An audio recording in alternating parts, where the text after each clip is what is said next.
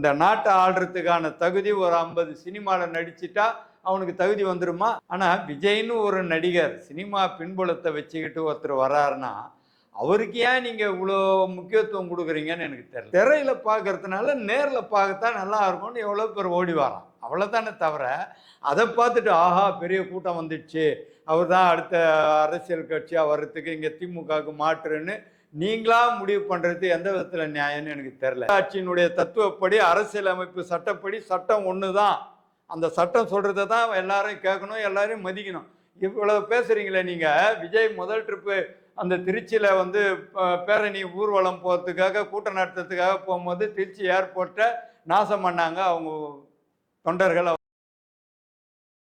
Inside தமிழருக்கு வணக்கம். நம்முடன் திராவிட முன்னேற்ற கழகம் தலைமை கழக பேச்சாளர் வணக்கம். வணக்கம். இப்போ பார்த்தீங்கன்னா 2026 தேர்தல் வந்துச்சு, எல்லா கட்சியும் பரபரப்பாக இருக்கிறாங்க. இப்போ பார்த்தீங்கன்னா விஜய் வந்து மிகப்பெரிய ஒரு அதாவது வந்து பொதுவெளி போக மாட்டார், மற்றபடி சந்திக்க மாட்டார் அப்படின்னு இந்த கட்சியெல்லாம் பார்த்தீங்கன்னா இப்போ வந்து கூட்டம் செய்து அது வந்து ஓட்டாக மாறாது அப்படிங்கிறாங்க. எப்படி நீங்கள் அது எவ்வளோ பேர் அரசியலுக்கு வர்றாங்க, ஜனநாயக நாட்டில் எவ்வளோ பேர் அரசியலுக்கு வர்றாங்க. யார் வேணாலும் வரலாம், தகுதி உள்ளவன் யார் வேணாலும்னா ஒன்றும் இல்லாதவெல்லாம் வர முடியாது. தகுதி உள்ளவன் யார் வேணால் வரலாம், கட்சி ஆரம்பிக்கலாம், மக்களை சந்திக்கலாம், மக்களை சந்தித்து அவங்களுக்கு தேவையானதெல்லாம் செய்யணும் அப்படின்னு எண்ணத்தோடு வரலாம், யார் வேணாலும் வரலாம். ஆனால் விஜய்னு ஒரு நடிகர் சினிமா பின்புலத்தை வச்சுக்கிட்டு ஒருத்தர் வர்றாருன்னா அவருக்கு ஏன் நீங்கள் இவ்வளோ முக்கியத்துவம் கொடுக்குறீங்கன்னு எனக்கு தெரில. அரசியல் கட்சி எவ்வளோ இருக்குது, ஒரு சினிமா நடிகர் வந்தால் அவரை உங்களை மாதிரியான ஊடக ஆளுங்களே வந்து அவரை வந்து பெருசாக தூக்கி பிடிக்கிறீங்க, அது எதுக்குன்னு தெரில. அவரும் ஒரு சாதாரண மனுஷன் தானே, அவருக்கு ஏன் அவ்வளோ முக்கியத்துவம் கொடுக்குறீங்கன்னு நான் கேட்குறேன், உங்களை கேட்குறேன். எதுக்கு அவ்வளோ முக்கியத்துவம் கொடுக்கணும்? எப்படி பேசுகிறாங்க மக்கள் சார்? சினிமா வேற அரசியல் வேற சார். தமிழ்நாடு வந்து அவ்வளோ, தமிழ்நாட்டு மக்கள் வந்து அவ்வளோ சாதாரணமாக நீங்கள் இடப்படாதீங்க தயவு செய்து. எல்லாம் அறிந்து பகுத்து உணர்ந்து செய்யக்கூடிய ஆட்கள் நிரம்ப இருக்கிற இடம் தமிழ்நாடு. மற்ற வட மாநிலங்கள் மாதிரிலாம் கிடையாது. ஒரு காலத்தில் ஆந்திராவிலேயே என்டிஆர் கட் அவுட்டுக்கு பால் ஊற்றி பால் அபிஷேகம் பண்ணி கற்பூரம் ஏற்றி தரையில் விழுந்து வணங்கின ஆந்திராவே மாறிட்டான், சினிமா மாயையிலேருந்து வெளியே வந்துட்டாங்க. அப்படி இருக்கும்போது தமிழ்நாடு வந்து அந்த அவ்வளோ ஒன்றும் மோசமாக நீங்கள் எதிர்பார்க்க முடியாது. இன்றைக்கி அவர் வந்து திரையில் பார்க்கறதுனால நேரில் பார்க்கத்தான் நல்லா இருக்கும்னு எவ்வளோ பேர் ஓடி வரான், அவ்வளோதானே தவிர அதை பார்த்துட்டு ஆஹா பெரிய கூட்டம் வந்துடுச்சு, அவர் தான் அடுத்த அரசியல் கட்சியாக வர்றதுக்கு இங்கே திமுகவுக்கு மாற்றுன்னு நீங்களா முடிவு பண்ணுறது எந்த விதத்தில் நியாயம்னு எனக்கு தெரில. 2004ன்னு நினைக்கிறேன், 2004 ஆந்திரா சூப்பர் ஸ்டாரு சிரஞ்சீவி வந்து கட்சி ஆரம்பித்தார். கட்சி ஆரம்பித்து அவருக்கு பார்க்கும்போது அதே திருப்பதியே வந்து அல்லோலப்படுற மாதிரி 25 லட்சம் பேர் கலந்துக்கிட்டாங்கன்னு அன்றைக்கி புள்ளி விவரம் அன்றைக்கி செய்தி சொல்லுது. அவ்வளோ இருந்த ஒரு சிரஞ்சீவி இன்றைக்கி 2025 காணாமல் போயிட்டார். அந்த மாதிரி தானே தவிர இவர் வந்து கூட்டத்தை வச்சு ஆளுங்க வருது ஒரு பிரம்மாண்டத்தை காமிச்சிட்டேன் அப்படின்றது கிடையாது. ஒரு தலைவனுக்கான தகுதி சினிமா ஆளுங்களை கூட்டுறது மட்டும் இல்லை சார், சினிமா வசனம் கிடையாது. யாரோ எழுதி கொடுக்குற வசனத்தை எழுதிட்டு நாடை ஆளலாம் நான் அப்படின்னு நினச்சிட்டு வர்றது அயோக்கியதானம். இந்த நாட்டை ஆள்றதுக்கான தகுதி ஒரு 50 சினிமாவில் நடிச்சிட்டா அவனுக்கு தகுதி வந்துருமா சார்? அதே விஜய்க்கு இந்த தமிழ்நாட்டில் எத்தனை மாவட்டம் இருக்குதுன்னு தெரியுமா, எத்தனை பஞ்சாயத்து இருக்குதுன்னு தெரியுமா, எத்தனை மாநகராட்சி இருக்குதுன்னு தெரியுமா, எத்தனை ஊராட்சி இருக்குதுன்னு தெரியுமா? எதுவுமே தெரியாத நான் நேராக வந்த உடனே நான் முதலமைச்சர் நாற்காலியில் உட்காருவேன்றதுல எந்த விதத்தில் சார் நியாயம்? யார் ஏற்றுப்பா? இன்னைக்கு வந்து அதை கூட நான் என்ன சொல்ல வரேன், திமுக செய்யாததை அதிமுக செய்யாததை நான் வந்தால் செய்வேன். நான் ஆட்சிக்கு வந்தால் இந்த நாட்டில் பாலாறு ஓடும் தேனாறு ஓடன்னு யாருன்னா சொல்லிட்டு ஆட்சிக்கு வர்றானா, கட்சி ஆரம்பிக்கிறானா? அந்த எண்ணம்லாம் கிடையாது. வர்றவனுக்கு மொத்த பேருக்கும் திமுகவை அழிக்கணும் திமுக ஒழிக்கணும்னு தான் வர்றான். இன்றைக்கி கூட அவங்க நேற்று வந்து முந்தா நாள் பரப்புரையில் திமுகவை பார்த்து அவர் கேள்வி கேட்கத்தான் நினச்சிக்கிட்டு ரயில்வே துறையை பற்றி கேள்வி கேட்குறாரு. ரயில்வே துறை என்ன நம்மக்கிட்டே இருக்கு? சென்ட்ரல் கவர்மெண்ட்டு மத்திய அரசாங்கம் ஒன்றிய அரசாங்கத்துக்கிட்ட என்ன துறை இருக்குது, தமிழ்நாட்டு மாநில அரசுக்கிட்ட என்ன துறை இருக்குதுன்னே தெரியாத ஒரு தற்கூரியாக பேசுகிற ஒரு ஆளை வந்து அடுத்த முதலமைச்சர்னு சொன்னால் எந்த விதத்தில் சார் நியாயம்? இது எந்த விதத்தில் நியாயம்? திராவிட முன்னேற்றம் வந்து 4 வருஷம் ஆட்சி வந்து நடந்தாச்சு. இப்போ வந்து 4 வருஷம் இப்போ போய் மக்களிடம் ஸ்டாலின் அப்படின்னு சொல்லி வந்து நாடகம் மாறாரு, ஸ்டாலின் 4 வருஷம் மக்கள் நிறைய குறைய தீர்க்கல அப்படின்னு சொல்லி இப்போ வந்து சொல்கிறவன் சொல்லுவான் சார், சொல்கிறவன் சொல்லுவான். மக்களை சந்திக்கிற திராணி எங்களுக்கு இருக்குது. மக்களுக்கு தேவையான வசதிகளை வாய்ப்புகளை செய்து கொடுக்கிற தன்னம்பிக்கையும் உயர்ந்த எண்ணமும் எங்கள் தமிழ்நாட்டின் முதலமைச்சர் தளபதியிடம் இருக்கிற காரணத்தினால மக்களை சந்திக்கலான்றாரு. மக்களை தேடி மருத்துவம் ஒரு நிகழ்ச்சி மருத்துவத்துறை அமைச்சராக இருக்கிற மாண்புமிகு சுப்பிரமணியன் அவர்கள் ஒரு திட்டத்தை கொண்டாந்தார். இன்னைக்கு எவ்வளோ பேர் பயனடைஞ்சிருக்கிறான்னு நீங்கள் கூகுளில் டச் பண்ணி பாருங்கள். போய் கூகுளில் சர்ச் பண்ணி பார்த்துட்டு சொல்லுங்கள், அந்த திட்டத்தால் எவ்வளோ மக்கள் பயனடைந்து இருக்கிறாங்கன்னு பாருங்கள். நீங்கள் யாரும் ஒரு 10 குடும்பம் இருக்கிற ஒரு மலை கிராமத்துக்கு கூட 4 பேர் 5 பேர் போக முடியாத இடத்துக்கு போய் அங்கே வந்து ஒரு மருந்து பெட்டகத்தை கொடுத்து அவங்களெல்லாம் வைத்தியம் பார்த்து அவங்களுடைய வாழ்க்கைக்கு வாழ்வாதாரத்துக்கு என்ன தேவை அதை செய்துட்டு வருது சார். மக்களை தேடி மருத்துவம். இந்த திட்டத்தை பார்த்து ஐநா மன்றமே பாராட்டு தெரிவிக்குது. இப்படியாப்பட்ட திட்டங்கள் மாதிரி எல்லாம் தமிழ்நாட்டில் அடுத்து கொண்டாந்து எடுத்துகிட்டு வந்து மக்களுக்காக நாங்கள் திட்டங்கள் தீட்டின்னு வந்தாக்கா உடனே இந்த வந்து சொல்கிறாங்க நாடகம் ஆடுறாங்கன்னு எந்த விதத்தில் நியாயம்? என்ன நாடகத்தில் உங்களுடன் ஸ்டாலின்னு சொல்லி ஒரு திட்டத்தை கொண்டாடுறாரு. ஒரே இடத்துல முகாம் போடுறாரு. எல்லா துறை 42 துறை சார்ந்த அதிகாரிகளும் வர வைக்கிறாங்க.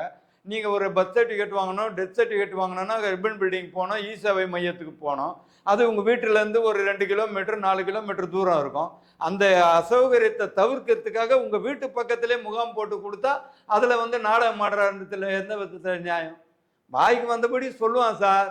கண்ணதாசன் சொன்ன மாதிரி போற்றுவார் போற்றற்றும் புழுதிவாரி தூற்றுவார் தூற்றற்றும் ஏற்றது ஒரு கருத்தை எனது உள்ளம் என்றால் எடுத்துரைப்பேன் எவர் வரினும் நில்ல நஞ்சன்னு கவியரசர் கண்ணதாசனுடைய எண்ணம் சொல்லுத. அந்த எண்ணத்துப்படி தான் எங்கள் முதலமைச்சர் இன்னைக்கு நடந்துட்டு இருக்காரு.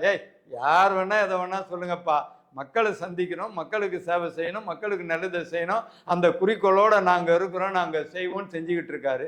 தமிழ்நாடு இன்னைக்கு இந்தியாவில் இருக்கிற மற்ற மாநிலங்களுக்கெல்லாம் முன்னோடி மாநிலமாக முதன்மை மாநிலமாக இன்றைக்கி இருந்துக்கிட்டு இருக்குது. எல்லா துறையிலையும் பொருளாதாரத்துறையில் 11.19 விழுக்காடு இன்னைக்கு உயர்ந்து இருக்கிறான்னா இந்தியாவில் எந்த மாநிலத்திலையும் கிடையாது.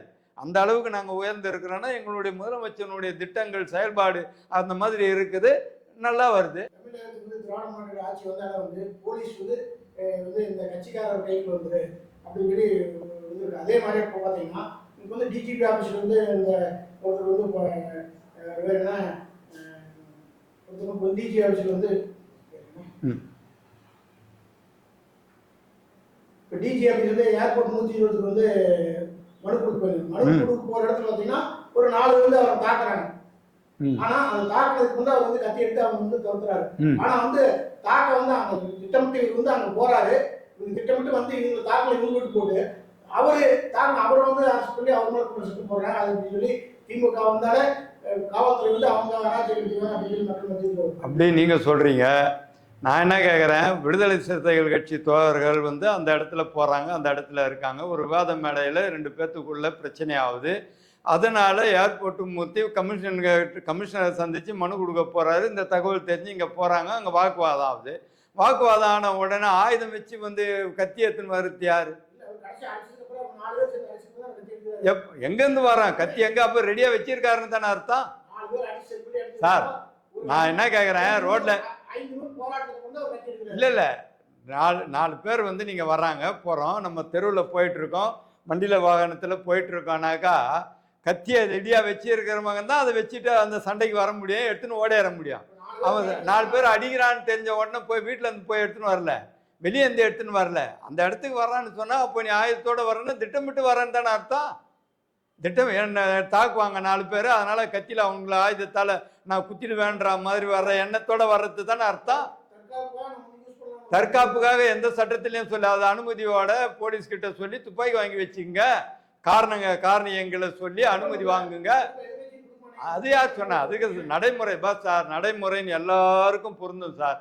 நீங்களாக இருந்தாலும் சரி, நானாக இருந்தாலும் சரி, எதிர்கட்சியாக இருந்தாலும் சரி, ஆளுங்கட்சியாக இருந்தாலும் சரி, மக்களாட்சியினுடைய தத்துவப்படி அரசியலமைப்பு சட்டப்படி சட்டம் ஒன்று தான்.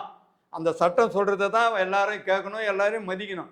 இவ்வளவு பேசுகிறீங்களே நீங்கள். விஜய் முதல் ட்ரிப்பு அந்த திருச்சியில் வந்து பேரணி ஊர்வலம் போகிறதுக்காக கூட்டம் நடத்துறதுக்காக போகும்போது திருச்சி ஏர்போர்ட்டை நாசம் பண்ணாங்க அவங்க தொண்டர்கள், அவருடைய ரசிகர் பட்டாளம்.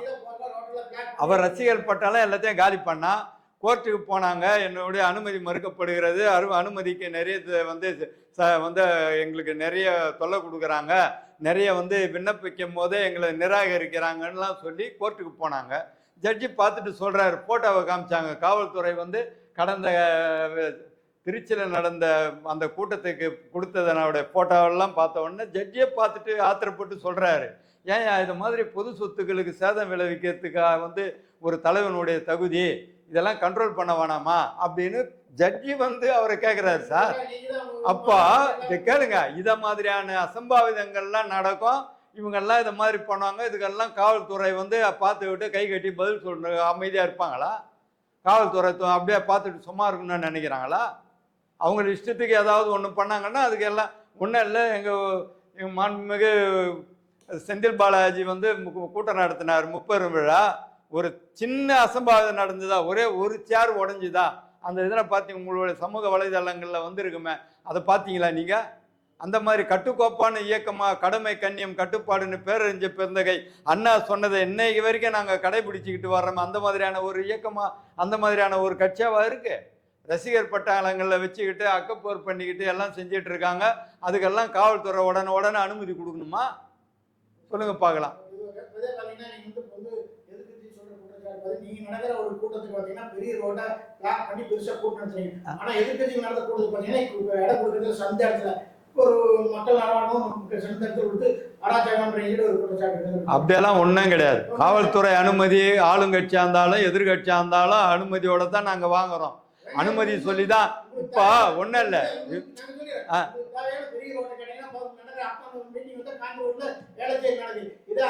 இல்லையே மீட்டிங் கிடையாது சார். மீட்டிங் பாயிண்ட்னு ஒரு இடம் இருக்கு சார். ஒவ்வொரு தொகுதிக்கும் ஒவ்வொரு பகுதிக்கும் மீட்டிங் பாயிண்ட்னு ஒரு இடம் காவல்துறையால் அங்கீகரிக்கப்பட்ட இடம் இருக்கு. அந்த இடத்துல மட்டும்தான் நடத்தணும். பப்ளிக் இடைஞ்சல் வந்து பொதுமக்களுக்கு இடையூறு பண்ற மாதிரியான இடத்துக்கு நீங்க கேட்பீங்க, அங்க நாங்க கொடுக்கணுமா? பொதுமக்களுக்கு இடையூறு எந்த இடத்துல நாங்க நடத்தணும் சொல்லுங்க பார்க்கலாம். எந்த கூட்டம் நடத்தணும்? இன்னைக்கு வந்து கரூர்ல மாநாடு நடந்தது, 30 விழா நடந்ததுன்னா ஒதுக்குப்புறமான ஒரு இடத்துல அங்கதான் போய் வந்து மாநாடு நடத்துறோம். எல்லாம் சிட்டிக்குள்ள மீட்டிங் பாயிண்ட் எடுக்கணும், அதுக்குன்னு காவல்துறையில அங்கீகரிச்சு ஒரு இடங்க வச்சிருக்காங்க சார். அந்த இடத்த தாண்டி யாரும் நடத்த முடியாது சார். ஆளுங்கட்சிக்கும் அந்த நிலைமை தான் சார். நான் ஈகாடு தாங்கல்ல இருக்கேன். நாங்கள் முன்னாடி அம்பாநகர் ஜங்ஷனில் கூட்டம் நடத்தியிருந்தோம். ஜன நெருக்கடி அதிகமாகிடுச்சு. உடனே பூந்தமல்லி தெருவுக்கு அந்த பக்கம் வாங்கன்னு சொல்கிறாங்க. அந்த இடத்துல தான் எல்லா கட்சியும் கூட்டம் நடத்துகிறான். இல்லை அதெல்லாம் முடியாது, நாங்கள் ஜன நெருக்கடி இருக்கிற இடத்துல தான் அம்பாநகரில் தான் நடத்துகிறோன்னு நாங்கள் சொல்கிறோம். இல்லையே, காவல்துறை கிட்ட ஒரு இடம் கொடுத்து அவங்க நிர்ணயம் பண்ணியிருக்காங்க, இந்த இடத்துல கூட்டம் நடத்தலாம், இங்கே போக்குவரத்து இடையூறு இருக்காது, இந்த பக்கம் கூட்டம் நடத்தினா இந்த வழியில் போகிறதுக்கான வழிவகைகள் இருக்குது, அந்த பக்கமாக போகலான்னு அவங்க நிர்ணயிக்கிற இடத்துல தான் கூட்டம் நடத்துகிறோமே தவிர அதை தாண்டி எதுவும் நடத்துறதில்லை.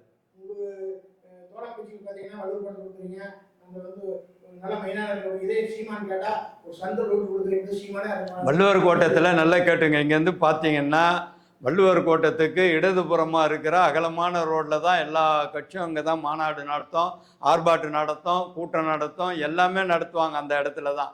அதே ரைட் சைடில் போக்குவரத்து மெயின் ரோடு, அந்த பக்கம் வர்றதுக்கு யாருக்கும் அனுமதி கிடையாது. இங்கேருந்து முகப்புலேருந்து பார்க்கும்போது இடது பக்கமாக இருக்கிற அந்த ரோட்டில் தான் இங்கேருந்து அந்த கார்பரேஷன் ஆஃபீஸ் இருக்கிற வரைக்கும் கிட்டத்தட்ட 1 கிலோமீட்டர் தூரத்துக்கு அங்கே தான் நடக்கும் எல்லாமே. முதல்ல முன்னாடியிலேருந்து அதை யாரும் மாற்றலையே. அங்கே தான் எதிர்கட்சியாக இருக்கும்போது நாங்களும் அங்கே தான் ஆர்ப்பாட்டம் நடத்தினோம், போராட்டம் நடத்தினோம்.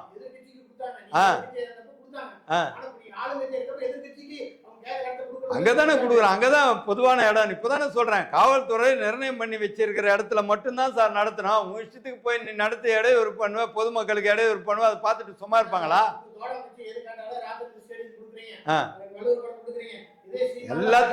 சார் எல்லாருக்கும் சட்டம் தான் சொல்றேன். அரசியல் அமைப்பு சட்டப்படி சட்டம் ஒன்று தான் சார். சட்டப்படி தான் நடக்கிறோம், சட்டப்படி தான் ஆட்சி நடத்துகிறோம், சட்டப்படி தான் அனுமதி வழங்குகிறோம். இப்போ நான் சொன்னேனே விஜய்க்கு அனுமதி ஏன் மறுக்கிறோன்னு சொல்லி கோர்ட்டுக்கு போனார். ஜட்ஜி சொல்ல வேண்டியது தானே, நடத்திக்கப்பா நீங்கள் சொல்ல வேண்டியது தானே, ஏன் அவர் காரி துப்பி அனுப்பிச்சாரு? இந்த மாதிரிலாம் வந்து பண்ணுறீங்க, இந்த மாதிரிலாம் செய்கிறீங்க, அதனால தான் ஏன் அனுமதி கொடுக்கலன்னு சொல்லி ஏன் சொல்கிறாரு ஜட்ஜி? 2026 திமுக 200க்கு மேற்பட்ட தொகுதிகளை வெற்றி பெறும் அறுதியிட்டு சொல்லுகிறேன். நல்லா கேட்டுங்க.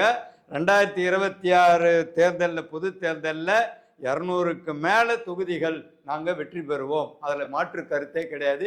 எழுதி வச்சிங்க. எவன்லாம் வரட்டும், இடையில எவன்லாம் வருவான், நான் வருவேன், நீ வருவேன், யாரோ வருவான், கூட்டணி சேருவாங்க, 4 பேர் சேருவான், 3 பேர் சேருவான். ஏய், நீ தனியாக வந்தாலும் நாங்கள் ஜெயிப்போம், மொத்தமாக வந்தாலும் நாங்கள் ஜெயிப்போம். ஏன்னா மக்களுக்கு தேவையான அத்தனை வசதி வாய்ப்புகள் நாங்கள் செய்து கொடுத்துருக்குறோம். நாங்கள் கண்டிப்பாக வெற்றி பெறுவோம். எங்களுடைய தமிழ்நாட்டு முதலமைச்சருடைய அவருடைய சாதுரியத்துக்கும் அவருடைய கட்டி காக்கிற கூட்டணி தர்மத்துக்கும் கண்டிப்பாக 2026 திமுக கூட்டணி தான் வெல்லும் வெல்லும் வெல்லும். அதை வருங்காலம் சொல்லும்.